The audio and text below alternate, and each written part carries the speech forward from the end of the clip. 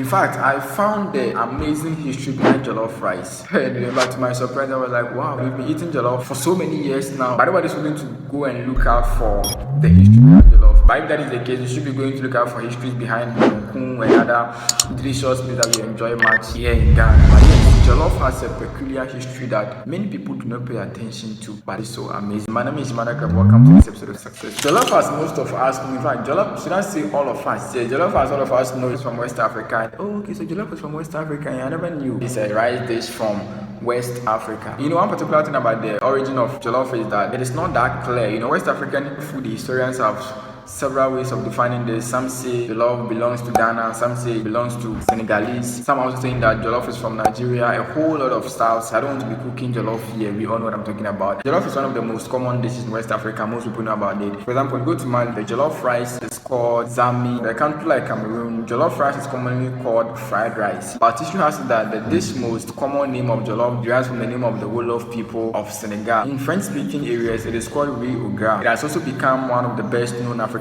dish outside the African continent as well, and it is found throughout the world wherever communities of West African immigrants have developed. West African countries typically have at least one variant form of the dish, with Ghana, Nigeria, Sierra Leone, Liberia, Cameroon particularly competitive as to which country makes the best jollof. And sadly, this expanded into the jollof wars. But why should it even be jollof wars? Because of the love for jollof. Amazing. And so because of the war around which country actually owns jollof, this calls for the intervention of UNESCO, right? Like these international organizations to come. UNESCO was able to settle a long-standing jollof rice dispute involving Nigeria, Ghana, Senegal, and Cameroon after declaring Senegal king. So jollof is basically believed to have originated from the fishing community of St. Louis Island in Senegal. Adding that the dish is part of their cultural heritage and settling the several years of debate. Having several histories behind it, jollof rice is strongly believed to have come from Senegal. It doesn't come from Nigeria or even Gambia. So whether you like it or not,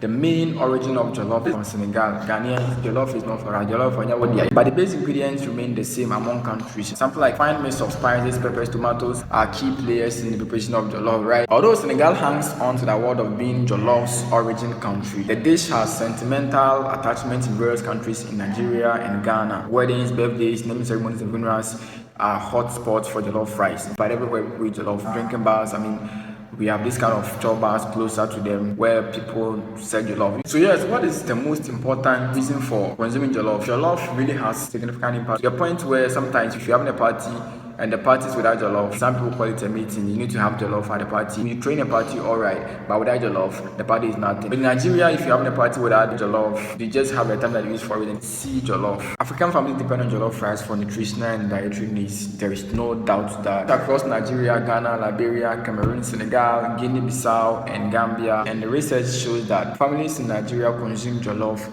at least once a week. Wow. In Senegal and Gambia, jollof is mostly consumed in the evenings and most often with bare hams. The dish remains a common denominator between Francophone and Anglophone African countries, of which they enjoy it so much. A Nigerian or a Ghanaian can walk into a Gambian or a Senegalese home where jollof is being prepared and feel right at home because of the love for jollof. Amazing.